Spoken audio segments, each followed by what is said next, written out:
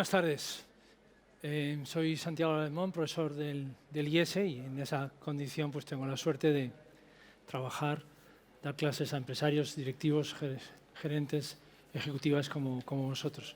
Gracias por venir a esta sesión en un ambiente tan grato, tan grandioso y en una hora tan delicada. Sé que compito con algo muy querido en la sociedad española. O sea que os agradezco vuestra presencia. Me vais a perdonar, pero aquí me pega todo el sol. Ahí va, que si me quito la chaqueta necesito a este caballero. No habíamos contado en esto, pero es que aquí hace un calor. ¿Me la puedo quitar o me la tengo que poner? No, la podemos quitar. ¿Sí? Muchísimas gracias. Entonces, quedarse paralizado, literalmente. Voy a estar de pie, sí.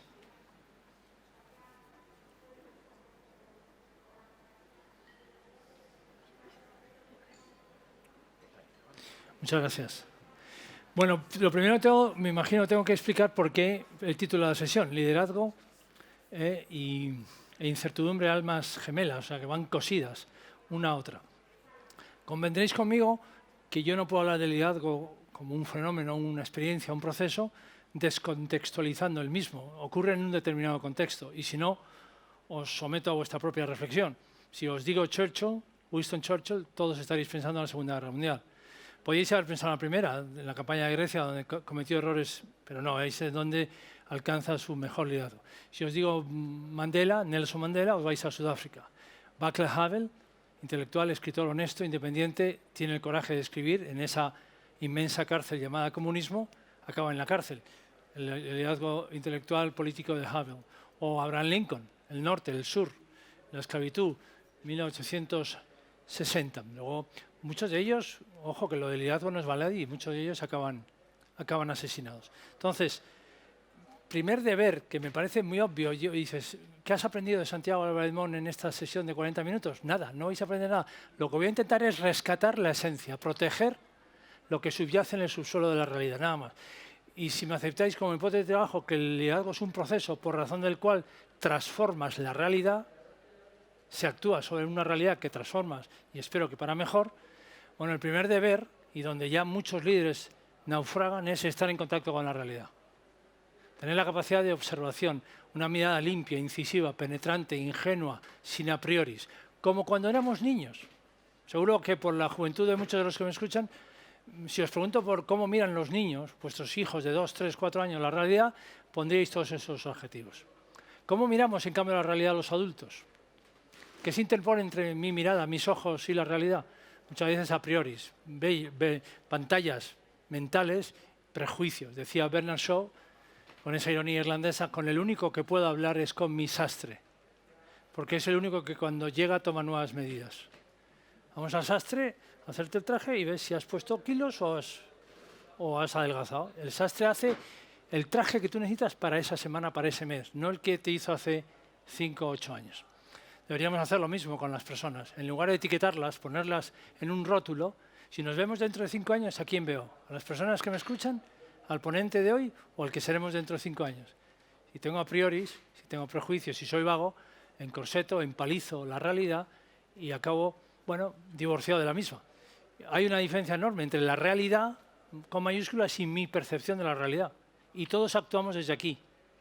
Deberíamos revisar nuestra observación para ver si se adecua, se acerca bastante a la realidad. Esa es la primera idea. Entonces dices, bueno, vamos al oculista, vamos a actualizar las dioptrías, vamos a mirar la realidad. Si imaginaos que yo os dijera, describidme este estadio. No os digo, no me digáis si os gusta o no, describírmelo. Bueno, pues lo que pido es eso, una descripción como si fuéramos científicos, una observación atenta de la realidad. ¿Y qué arroja la misma? Pues es evidente que arroja cambio. La realidad en su inmensidad, en su movimiento, es cambio. ¿Quién dijo aquello? Jorge Manrique, ¿no? Nuestras vidas son como los ríos que van a dar a la mar, que es el morir, ¿no? Es la metáfora poderosa, visible, preciosa del río, ¿no? ¿Cuántas ciudades nos enamoran por los ríos? París no será lo mismo sin el Sena. Vas a Verona y que te enamora esa ciudad enseguida, gracias también, entre otras cosas, a su río, ¿no? Pues nuestras vidas son eso, no podemos empalizar el río. El río discurre. Entonces lo que se trata es, y no tengo ninguna prisa por llegar a la mar, no tengo ninguna prisa, pero vamos a aprender a navegar. ¿Con qué tripulación vamos? ¿Cómo vamos de equipados? No sé quién dijo, no existe mal tiempo, sino una mala selección de ropa. Entonces, lo que se trata es, actuemos sobre la ropa. Entonces, somos movimiento, desplazamiento, cambio. Esa es naturaleza, eso es lo que es inherente al ser humano. Si se trata de gobernar hombres y mujeres libres, pues deberíamos constatar nuestra naturaleza, hacer una reflexión seria, antropológica, y reflexionar sobre quién somos. Entonces, claro, dices, si estás reivindicando el cambio, pues es evidente que al final acabo hablando de incertidumbre. Pero el cambio es inocente, salvo por el contrario. Y en un mundo que cambia, la opción más arriesgada es preservar el statu quo, mantenerse, aferrarse a un tiempo que se fue. Eso es comida por hoy, hambre para mañana. Entonces, abraza el cambio, abraza el río. El pez no se pelea con su medio, el agua, es su hábitat natural. ¿Por qué pelearnos con el movimiento, el cambio? Ojo, cuando digo cambio y voy a reivindicar cintura, agilidad, flexibilidad, voy a reivindicar todo, casi.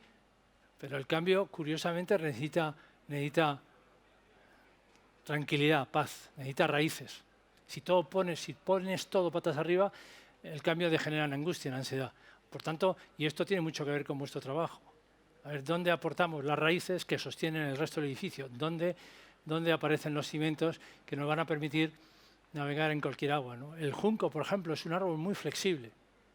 Y lo es porque tiene raíces muy profundas, ¿no? Esa profundidad es lo que te permite, es como cuando nadamos, ¿no? A mí me gusta perderme por Galicia en el verano, ¿no? Tomar olas y chapoteas.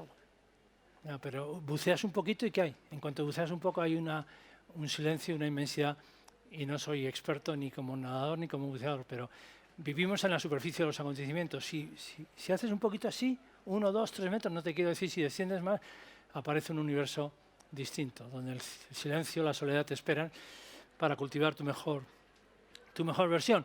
Entonces, la incertidumbre llegó para quedarse. Es que no llegó, es que ha sido siempre.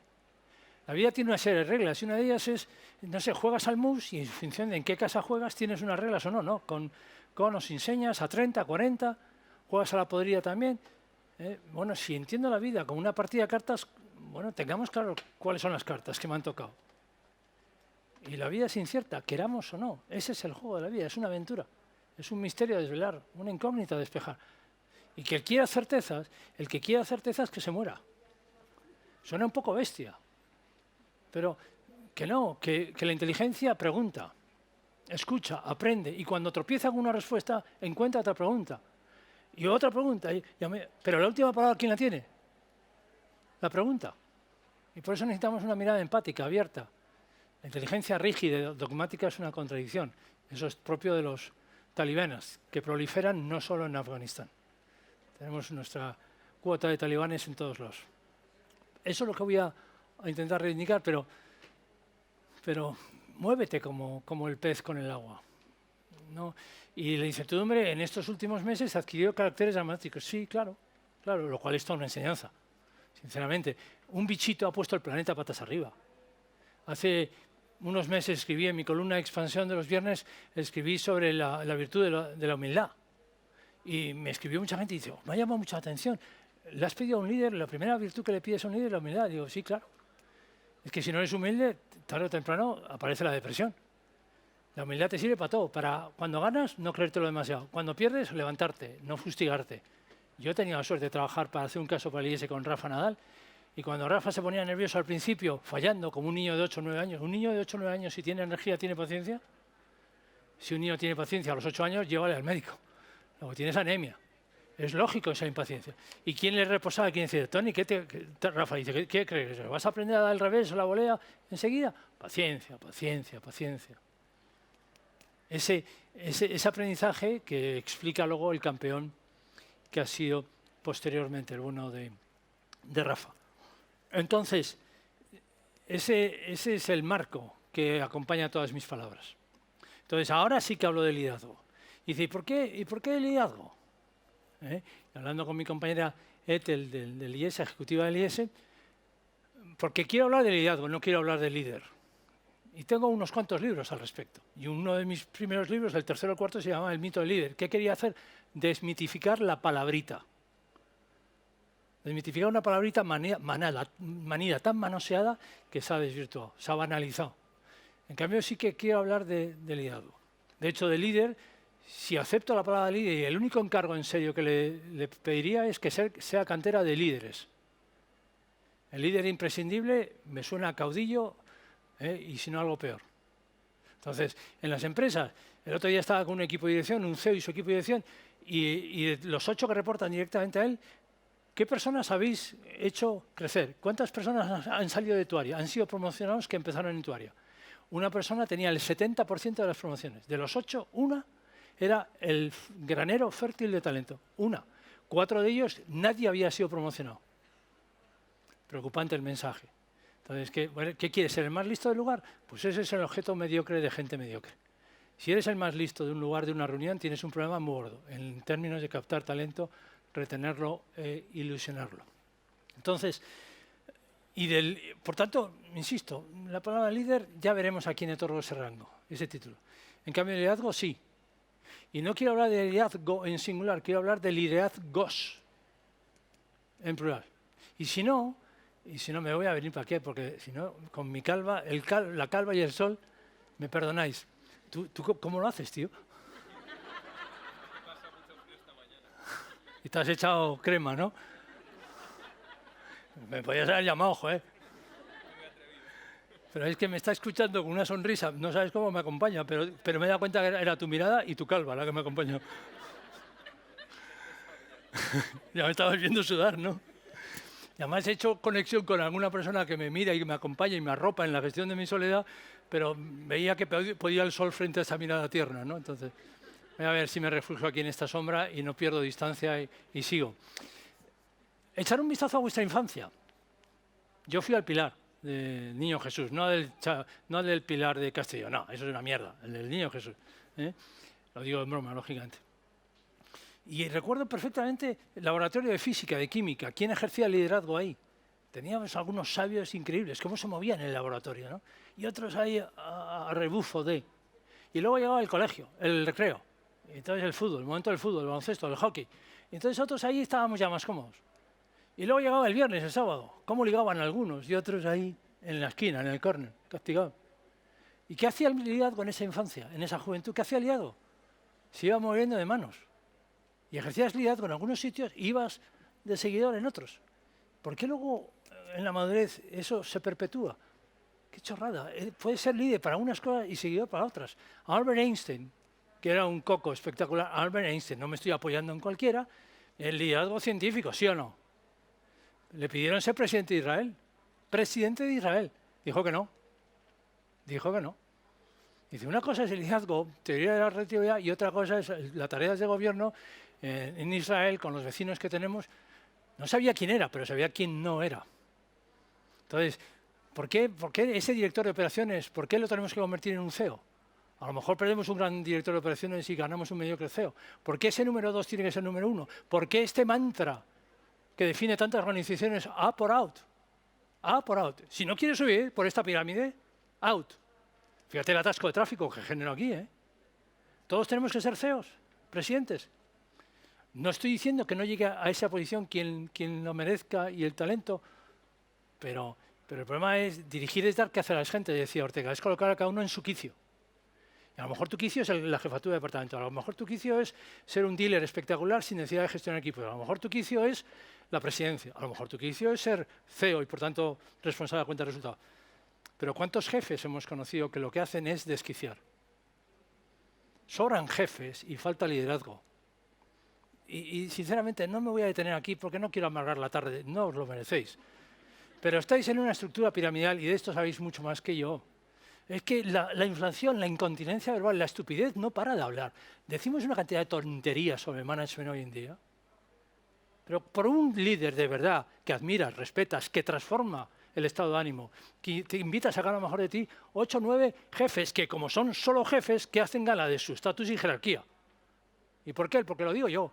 Y el brainstorming tiene poco recorrido. En cuanto haces una pregunta puñetera, se acabó ni brainstorming. Pero queda muy bien el eslogan. Entonces, esto, celebro vuestras sonrisas que me acompañan. Pero en el fondo lo pensamos bien y realmente tenemos que repensar el universo empresarial. Que está sometido a la cuenta de resultados. Me encanta esos criterios de evaluación. Nos tenemos que ganar el derecho a existir cada día. Pero realmente es la institución donde más tiempo pasamos. Por tanto, necesitamos de una visión, de un enfoque humanista que repiense, reflexione sobre el quehacer de la actividad de turno, del sector de turno. Entonces, el lugar de los accionistas, el lugar del capital humano, que ese es vuestro quehacer, el lugar de los proveedores, el lugar de los clientes y el lugar de una sociedad que nos va a exigir lo mejor. Y el tema de la sostenibilidad, el tema de la responsabilidad social, el tema de la reputación corporativa, no puede ser un lifting social. No podemos estar dedicados al negocio y ahora vamos a expiar nuestros pecados, momento de confesión, para luego seguir pecando. No, tiene que formar parte del ADN de una empresa seria y que realmente sea capaz, porque además hablaré de esto al final, pero creo que las nuevas generaciones vienen con exigencias que no van a negociar. Entonces, ¿qué más buscaría? Claro, cuando hablo de liderazgos, en el fondo estoy reivindicando algo que me resulta muy querido, que la primera vez que trabajé sobre ello fue con Howard Gardner, un colega mío de Harvard, y hablar de inteligencia en singular me parece un reduccionismo, me parece castrante, limitante. Si eres inteligente o no, hay que hablar de inteligencias en plural. Gardner habla de 7, podrían ser 6, 8. Me interesa más la realidad que la teoría. Pero lo que me interesa es reivindicar el plural de inteligencias. ¿Por qué en clase? En clase no, en casa. En la cena familiar, aquellas familias privilegiadas que sean capaces de convocar a todos en torno a una mesa, sin los móviles echando humo. Si alguien resuelve un problema de matemáticas, ¿qué piensa papá y mamá? No te quiero decir si el abuelo está también presente o la abuela. Cuando un chaval de nuestros hijos, uno de nuestros hijos resuelve un problema, una ecuación matemática, ¿qué decimos a esa facilidad numérica? Inteligencia, ¿sí o no? Pero si ese hijo o hija, en lugar de resolverte una ecuación, escribe un poema, que como decía alguien, plagia los sentimientos de tu corazón, tú lo intentas, sale una cursilada y el poeta lo que hace es, habla por ti, se convierte en portavoz de ti, ¿qué decimos? No decimos que inteligente, decimos que es sensible. Y alguno está preocupado. La inteligencia espacial propia de los ingenieros, de los arquitectos, de los ingenieros. Yo, por ejemplo, yo no sé quién soy, tengo clarísimo quién no soy. Física, química, ya se ve que no. Arquitectura, me veis dibujar y es un ridículo espantoso. Cantar y se pone a llover. Entonces, la inteligencia musical también, y me encanta la música, me apasiona. No conozco el registro al que llega la música, es un lenguaje inefable a la palabra. Todos somos inteligentes. He dicho todos, no negocio esto, todos, incluido el que os habla. Y todos somos profundamente discapacitados, incluido el que se cree Superman, Superwoman. Yo escribí un libro de No soy Superman. ¿Por qué? Porque en mi trabajo de coaching durante 30 años, conozco la conversación privada de seres humanos. Y todos somos radicalmente vulnerables, limitados.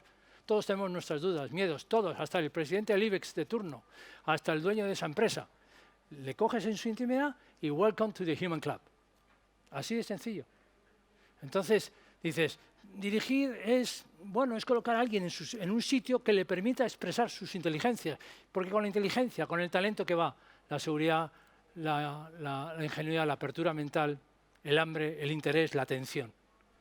Entonces, a mí si mañana el decano del IES, yo dirijo la cátedra de liderazgo político, me pidieron ese encargo el anterior decano, me lo confirmó el actual, pero si el decano del IES mañana me dice, Santi, por favor, queremos que seas el líder de nuestra transformación digital, no solo le digo que no, sino me voy preocupado a casa y dice, ¿pero este tío me conoce o no me conoce?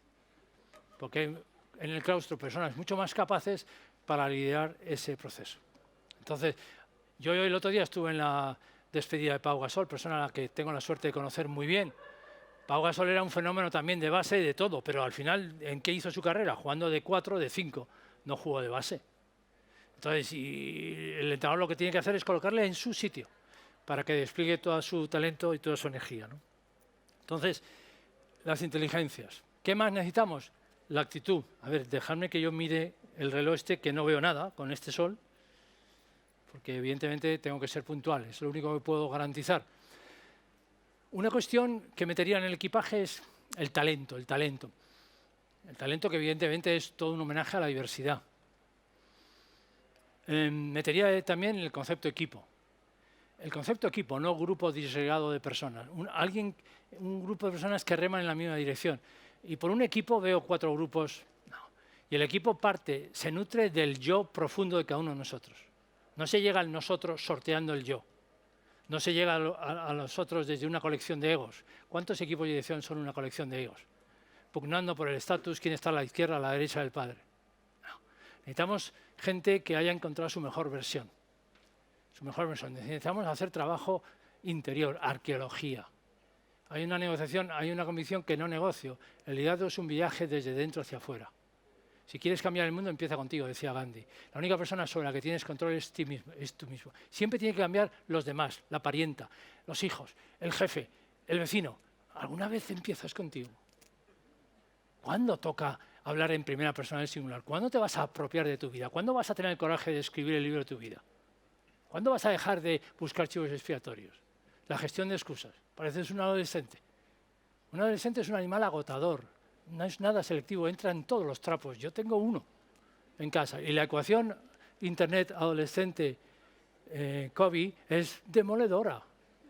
Y si tenéis algún problemilla, no os preocupéis, mal de mucho consuelo de tontos, ahí estamos todos. Pero el drama, la adolescencia, aunque no lo penséis, no, hemos sido adolescentes, hemos pasado por ese túnel. Es un paso de un in-between raro. No eres ni un chico, ni un señor, ni el niño de antes. La niña está en un in-between, el revolcón hormonal es brutal. Dice, no se entiende nadie, no se entienden ellos. Pero eso va en el proceso de crecer. El drama es cuando ves adolescentes con 50, 60 años. Con tripas, con calvas. Ese es el drama, y los hay. Pero hoy os habéis encontrado con varios, mañana. Y si lo tenéis en casa, pegaros un tiro. A ver, pero es que necesitamos repensar la empresa, necesitamos repensar la democracia también. Y este no es el encargo que se me ha pedido, no os preocupéis. Porque ya entonces me iría toda la tarde. Pero o repensamos la democracia o esto se va al carajo. Y quien viaja un poco se da cuenta que la democracia no es baladí, que hay que cuidarla, hay que mimarla, y que requiere de gente adulta, madura, que sea capaz de debatir, de polemizar y de abrazar el valor inexcusable que es la libertad. Desde ahí, pero cuando sufre la libertad, se deteriora todo. Cierro este paréntesis político, pero insisto, es que tenemos tantos adolescentes en el Parlamento. El acceso de la mediocridad al poder es para una tesis doctoral deprimente. También en las empresas, ¿eh? Para que en la política se ve de una manera más visible y tangible.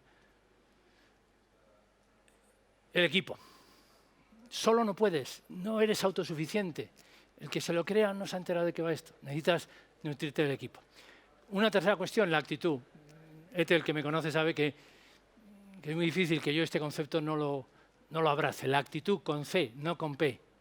Hay un libro que seguro que todos habéis leído, y si no, mira, la ventaja de haber venido a esta charla. Un libro obligado en vuestra biblioteca. En vuestra biblioteca, vuestro libro, manoseado, subrayado, que es el mayor piropo que se le puede hacer a un autor. Me encanta tu libro, y no lo has tocado. El hombre en busca de sentido. Viktor Frankl, psiquiatra vienés, 2 años en Auschwitz, 2 años. Ese es un laboratorio como para decir tonterías, ¿eh? Ahí ve como mucha gente opta por el suicidio, se desespera. Él alberga la esperanza de conocer a su mujer, se abraza de volver a ver a su mujer. Y dice, hay un lugar donde los nazis no pueden llegar. Es allí donde yo elijo la respuesta. Entre este estímulo, marco, contexto, acontecimiento, un campo de concentración, hay un lugar donde yo ejerzo la libertad, donde la razón se impone. Opto por distintas opciones y elijo vivir. Ahí, a ese lugar donde yo decido mi estado de ánimo, mi respuesta, ahí no llegan los nazis, ahí no llega nadie. Cuando le decimos a alguien es que me pones nervioso, pero ojo, que se lo podemos decir incluso a nuestra pareja, o a mi hijo, no te quiero decir al jefe, pero al jefe no se lo decimos. Es que me pone nervioso, ¿qué significa? La gente te pone nervioso en función del poder que tú le das.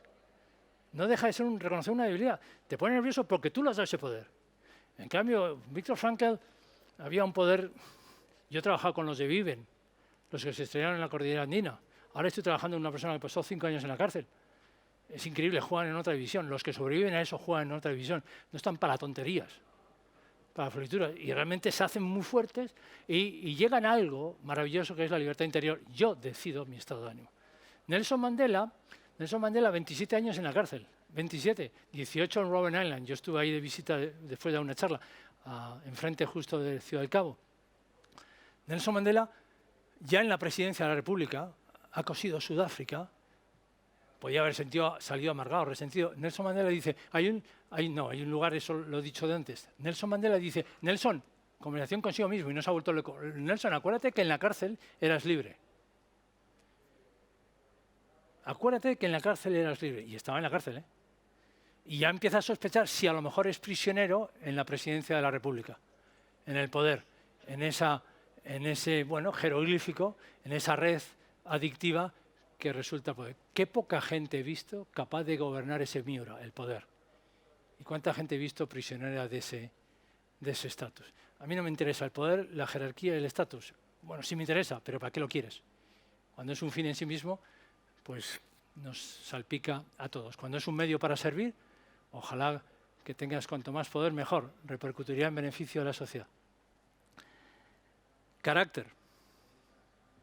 No estoy pretendiendo ser exhaustivo, pero cosas que no me dejaría en el equipaje. Carácter. ¿Y qué es el carácter? El carácter no es más que hacer lo que tenemos que hacer. Punto, pelota. Que he reivindicado la inteligencia frente a la estupidez.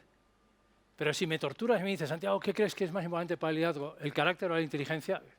Tortura inútil, podemos sumar. Te digo, el carácter. No considero a Havel la cumbre de las letras, ni a Gandhi. Gandhi tímido, introvertido, pero en Sudáfrica se fue haciendo. Lincoln no hizo nada más que perder. Mediocre abogado, se casó una petarda y no hizo más que perder elecciones. Pero de repente, perseverancia, constancia, y en el momento histórico central, ahí está. Y acaba como sabéis que acaba, ¿no? ¿Cuántas veces le decimos al jefe lo que pensamos? O le hacemos una pregunta, también habrá que elegir el momento, lo sé, no estoy buscando kamikazes. Si buscas héroes, te quedas solo. No. Pero ¿cuántas veces somos capaces, como profesores, de decirle a este alumno, mal trabajo, o fuera, lo siento mucho, en un país que está regalando los aprobados? Lo que estamos haciendo con la educación no tiene nombre en este país. No tiene nombre. ¿Qué mérito tiene el suspenso, el aprobado, si no hay suspenso, no la posibilidad de suspender? Vamos a ser el país con más paro universitario del mundo. Lideramos algunos rankings que no salen en prensa. Lideramos rankings preocupantes. ¿Dónde está la cultura del mérito, del esfuerzo? ¿Dónde? Si tendríamos que pedir derechos de indemnización los padres, o los hijos a nosotros. ¿Qué vale una licenciatura en España? ¿Alguna licenciatura? ¿Qué valdrá si prosperan ciertas leyes? Entonces dice, necesito profesores que sean capaces de suspender. Cuando, ojo, si tienes que suspender a muchos, míratelo. Míratelo, porque entonces a lo mejor el problema es tuyo. ¿Cuántos padres son capaces de decirle que no a ese adolescente venido arriba? Y en aras de la paz, de la tregua familiar, sí, cheque en blanco. Y lo que haces es alimentar un monstruo. No sé, son tantas las veces. ¿Cuántas veces gente rajando en el pasillo y llega el momento oficial de expresar tu opinión y callas como una... Eso es un déficit de carácter. Entonces, hagamos los deberes. Y el carácter es como, ¿no? Cuando te rompes el ligamento, yo me lo rompí hace 40 años, pero ahora incluso que se trabaja de manera muy distinta y mejor, lo primero que te hacen, ¿qué es? ¿Al gimnasio? ¿A qué? A recuperar el tono muscular que has perdido. Yo he tenido un COVID con una neumonía este verano, he estado hecho puré, y ahora ya me piden otra vez que me mueva. ¿Por qué? Porque los primeros, los pulmones que necesitaban, descanso, pero ahora ¿qué necesitan? Necesitan, no te digo que salir a correr ahí, que me ahogaría, pero necesitan ya moverse un poco, porque si no, no se recuperan. El movimiento necesitas para recuperar, ¿no? Y la última cuestión, antes de abordar el postre de la charla, dejadme que beba agua. ¡Qué calor! Tendría que haber algo dicho antes de la raíz del junco. Yo no puedo hablar de liderazgo y no hablar de valores.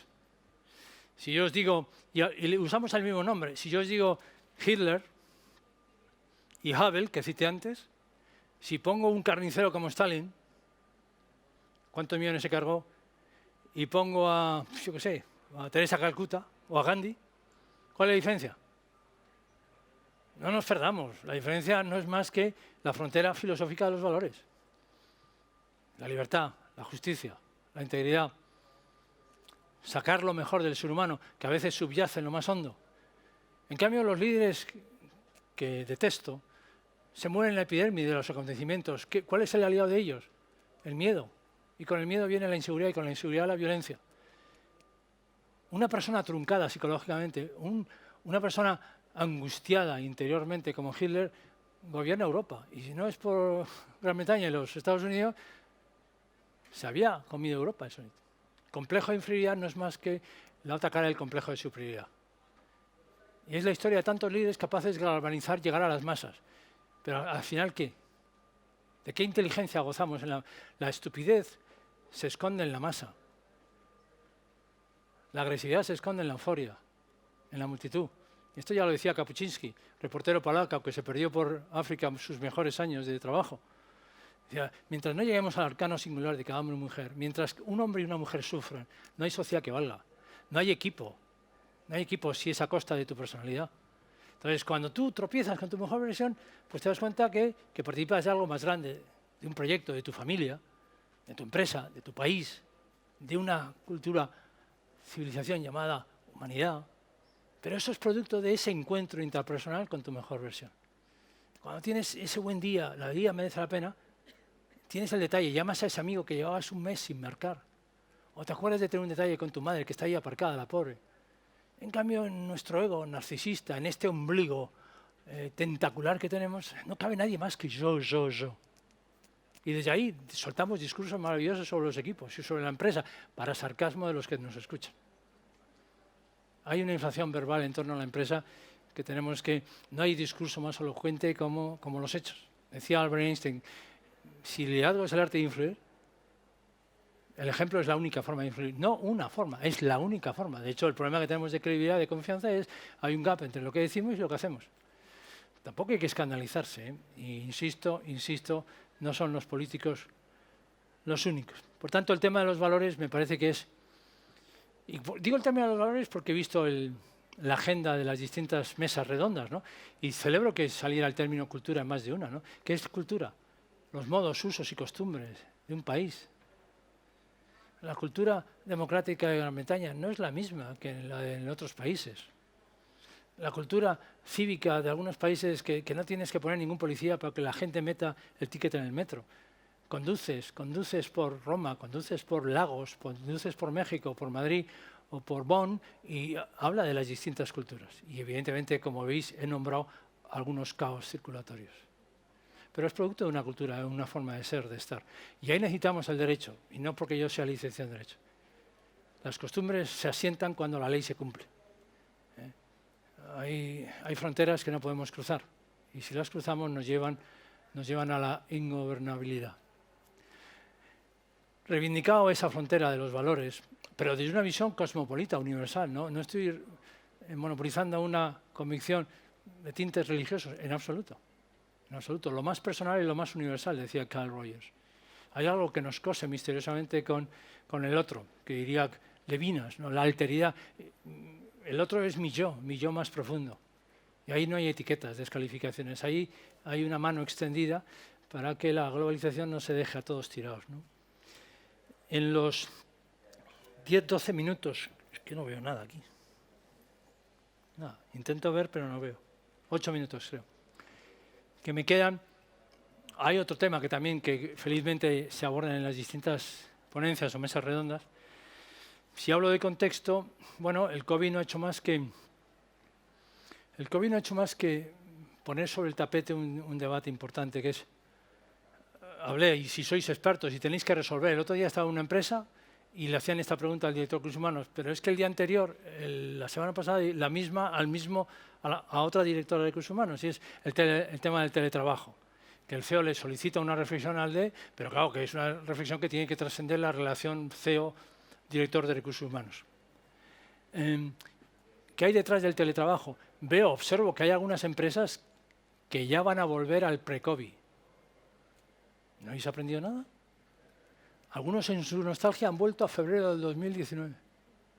Y otras empresas ansían librarse del capital humano. He descubierto una forma de trabajar donde no me tengo que rozar con nadie. No existen seres humanos. Existe Zoom. Existe el Zoom. Y el Zoom mano a mano va todavía, pero mientras parece que te escucho hago cosas. Un Zoom con 10, 15 personas, no te quiero decir. Un chollo. ¿Cómo se puede ser directivo si tienes alergia al factor humano? Una vez un directivo me dijo, Santi, ¿sabes cuál es mi problema? Es que no me gustan las personas. Le pegué un abrazo. Me dice, eres el primer tío que me dice eso, cuando conozco tantos que sienten lo mismo. Pero eres el primero que tiene la honestidad, el punto de habilidad de reconocerlo.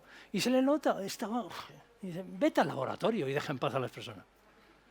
La vida es un regalo que nos dan una vez, no la desperdicies intentando jugar a lo que no eres. ¿Cuánto directivo, cuánto discurso prestado, que no interiorizas, que suena postizo, que no es auténtico? Por eso soy muy devoto del sentido lúdico de la vida, el placer. Me encanta el deber, la gente con ese músculo, con ese nivel de exigencia, que suena el despertador y no lo tira y se levanta. Pero si el deber no es arropado por el placer, si no aparece lo lúdico, el sentido del gozo en el camino, acabamos todos con una depresión colectiva. La ética del trabajo está cambiando. Antes, los más espabilados estaban aquí. Hace, yo qué sé, cuando yo estaba en el colegio, estaban aquí. Y los más perdidos estaban aquí.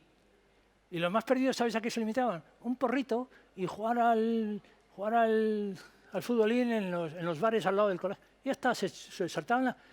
Ahora los buenos están aquí. Es increíble. Yo es que tengo la suerte de trabajar con gente joven también. No es que no den mil vueltas en idiomas. Yo hablo Spanglish, mi hijo habla inglés. No. Y viajan.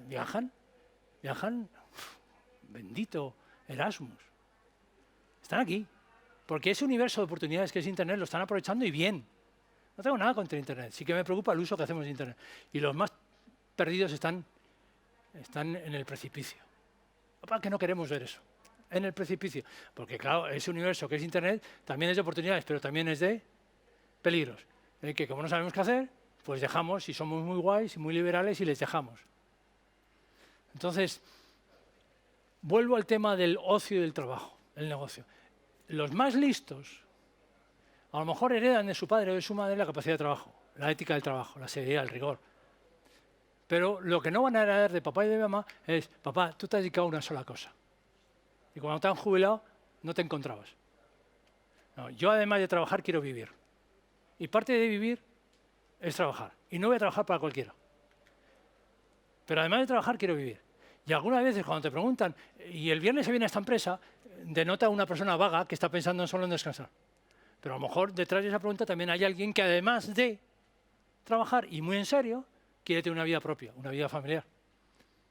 Yo podría improvisar nombre y apellidos de muchísimas personas jóvenes, capaces, que ven a sus jefes y ven, yo, dentro de 6, 7, 10 años, yo no quiero ser eso. Y que se van a ir, y que incluso asumen menor sueldo a corto plazo. Porque además luego nos quejamos y nos sorprende que España sea el país más viejo del mundo en 2050. Hay que tener valor para tener niños ahora, ¿eh? Porque además habéis aprovechado, me perdonáis la segunda persona del plural, las empresas para apretar en los salarios, ¿eh? Y de repente ves dos currículums, a cuál más espectacular, de él y de ella, ganando miserias. Miserias. Y luego, claro, luego vienen los podemitas a arreglarnos con la vivienda. Pero el caldo de cultivo está sentado, ¿eh? Está sentado. Entonces, yo lo que sí que sé es que negocio y ocio se entreveran y que deberíamos aprender, por ejemplo, la cultura del teletrabajo, qué perfiles requiere, abrazando las inteligencias que he reivindicado antes. Hombre, creo que sinceramente requiere un perfil donde el nivel de autonomía, de libertad, de disciplina sea máximo. Porque muchas empresas hasta la fecha, que la mera inercia organizacional, los meros horarios te llevan. Entras una hora, te vas a otra, el café en el bar del... Y vas de comité en comité, de reunión en reunión, jugando a ser directivo. De profesión mis reuniones. El presentismo como valor central. Y tu ego se siente cómodo en ese territorio. ¿En cuántas reuniones habéis estado que no hubiera pasado nada si no hubierais ido? Tengo la respuesta. Entonces, bueno, ahora esa posibilidad, y cada uno lo resolveréis en función del sector, industria, operación, función de cada uno, esa posibilidad que exige, la libertad exige disciplina, exige madurez, exige responsabilidad. No te voy a fiscalizar, no voy a ir al cuarto baño de tu casa para ver si estás conectado. También exige prudencia. El otro día estaba con un directivo mexicano que estaba conectado con todo su equipo. Su equipo en México DF, Ciudad de México, él en Acapulco. Y además en la piscina, dice, tío, mirando al mar, dice, joder, es que tiene delito. Claro. Había un gap enorme entre Distrito Federal y Acapulco, ¿no? Bueno, pues por ahí se ha colado cierta inseguridad. Y luego ya sinceramente, si la incertidumbre es lo que preside todos nuestros pasos, creo que yo en eso soy muy pascaliano, ¿no? El corazón tiene razones que la razón no entiende. Y lo dice un genio de las matemáticas, siglo XVII, en la cumbre de su acervo matemático. Lo dice un filósofo, lo dice un escritor, un pensador, un jesuita. El corazón tiene razones que la razón, y no dice corazón o razón, dice razón, ten la humildad de escuchar al corazón, que tiene razones que tú no entiendes. Hace los números, resuelve los problemas, convoca la razón, pero hay un momento que dice, espera, que ahora es el territorio del corazón. El territorio del corazón es esa intuición, ese fluir, ese respirar, ese observar. ¿Cuándo tenéis vuestros mejores momentos, vuestras mejores decisiones? ¿Cuando buscáis afanosamente o cuando jugar al fútbol? Cuando he trabajado con varios deportistas, los mensajes de los grandes entrenadores justo cuando salen al final, después de haber entrenado y preparado Nadal, 500 y 600 golpes, dice, sal y disfruta. Hay una parte lúdica, gozosa, que es fundamental preservar. Pero claro, son verbos libres, son verbos que no se pueden corsetar. Por ejemplo, la planificación. ¿Cuántos directivos, cuántos headhunters se ganan la vida? ¿Dónde te ves dentro de 5 años? Dentro de 10. ¿De dónde me dentro de 10? ¿Qué quieres, que me deprima? ¿Qué quieres, que acabe en la consulta del psiquiatra? Pero si luego viene un coronavirus y me pone todo patas arriba. ¿Cuándo se presenta el amor en vuestra vida? ¿Cuando lo planificáis y lo convocáis, lo seducís? ¿Y la amistad? Lo más valioso en vuestra vida tiene el sello de la planificación estratégica, 5 años vista, incluido en nuestra carrera, o tiene el sello de he hecho los deberes, miro, estoy atento, como los niños de 4 o 5 años, y de repente, ¡ajá! Y dice, esta tía, con ella me caso. Y de esta empresa me tengo que ir, porque es que me empobrezco, vamos, vigorosamente. ¿Cuándo? Y luego dices, ¿y quieres cazar el futuro? Yo cuando dejé Continente y trabajé antes en Bank of America, puedes entender el pasado, no pretendas entender el futuro. El futuro no se entiende, el futuro se conquista, primero soñando. Y a todo lo pasado a lo mejor lo entiendes. Y conviene que has tenido mucha suerte. Pero si queremos saber, no hemos dado el primer paso y ya queremos saber el quinto y el 10º, ¿y cómo acaba la película? Una película de Hitchcock, si sabes el final, ¿te la has cargado? Entonces camina. Caminante en el camino se hace camino al andar. Suelo decir, el camino es la meta. Y para una sociedad que está todo el rato pensando en metas, en objetivos, cumples un objetivo, cumples el presupuesto y ya la empresa te da un segundo, porque ya te está fijando el siguiente. Vamos pasando examen. ¿La vida es un test constante, obsesivo que pasar o es algo más? Es algo más para entenderla, abrazarla, pero también en su dimensión laboral, no solo en su dimensión personal, familiar, cívica. Y acabo con una idea que, no sé, 4 o 5 de mis libros acaban con, de una manera u otra, sin querer, acabo hablando del tiempo. ¿Dónde encontrar la paz? La serenidad, la luz, la fuerza para caminar, para viajar a ese mar que no tenemos prisa, yo por lo menos, y probablemente soy de todos los que están aquí el que está más cerca de ese mar. En el presente. El pasado se fue. Echa un vistazo, ten el coraje de mirar a tu pasado. Sé historiador fino de tu propia biografía. Y haz las paces. No te instales en el resentimiento, en la amargura. No juzgues errores del pasado con la información de hoy. El que tomó aquella decisión no es la persona que la mira hoy.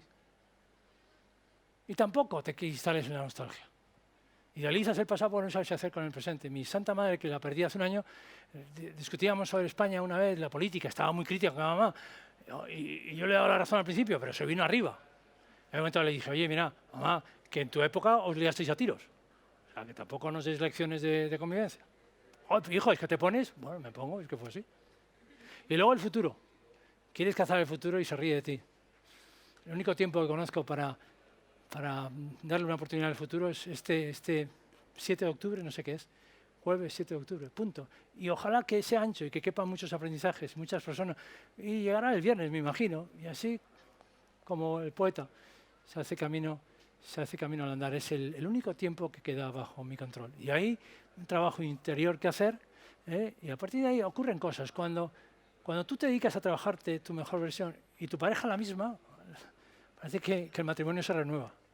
Incluso tus hijos no te ven como un pesado. Algo ocurre misteriosamente cuando empiezas contigo y cuando eres capaz de dirigir una mirada empática, atenta con los demás y a tener una conversación de altura. Una conversación, la calidad de tu liderazgo, y ya os dejo, la calidad de tu liderazgo, la calidad de tu carrera depende de la calidad de tus conversaciones.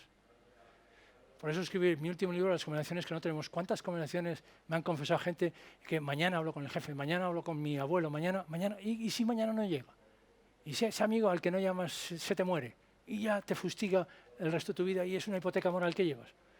Pues tengamos las conversaciones que tengamos. Una conversación, si es una conversación, es un encuentro, por tanto, cambia. La persona que sale de la conversación no es la misma que entró. Si conoces el final de una conversación, eso no es una conversación, es un monólogo. Deprimente, bueno para el ego, malo para la sociedad. Un abrazo, cuidaros mucho y hasta siempre.